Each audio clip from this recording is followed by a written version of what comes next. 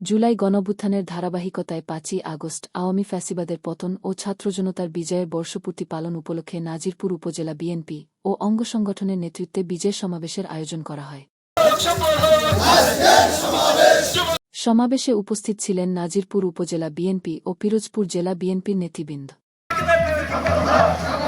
এ সময় উপস্থিত জনতার মাঝে বক্তব্য রাখেন পিরোজপুর জেলা বিএনপির আহ্বায়ক অধ্যক্ষ আলমগীর হোসেন। কখনো নামে এদেশের সামরিক শাসন জারি করা হয়েছে, আর শেখ হাসিনা অবৈধভাবে ক্ষমতায় এসে সেই হিটলার মুসলিনের মতো মানুষকে অবরুদ্ধ করে রেখেছে। কথা বলার অধিকার, মানুষের কাজের অধিকার, সমস্ত ভীতি সঞ্চার করে গ্রামে গ্রামে আওয়ামী যুবলীগ ছাত্রলীগের নামে মানুষকে একটি ভীতিকর পরিস্থিতি সৃষ্টি হয়েছে। আমরা যারা কথা বলতে চেয়েছি, আপনারা যারা কথা বলতে চেয়েছেন, আপনাদের ত্রুটি চেপে ধরেছে।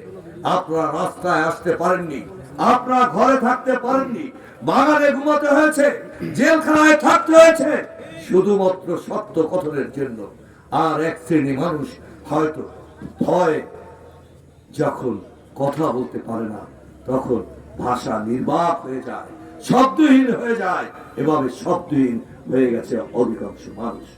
প্রিয় বন্ধুরা, সেই না পাওয়ার যন্ত্রণা থেকে, সেই না পাওয়া কথা বলার যন্ত্রণা থেকে তিলে তিলে আন্দোলন সংগ্রাম গড়ে উঠেছে। এটি একদিনের বিষয় নয়, এটা শুধু কোটা আন্দোলন নয়, এটি মানুষের কথা বলার অধিকার।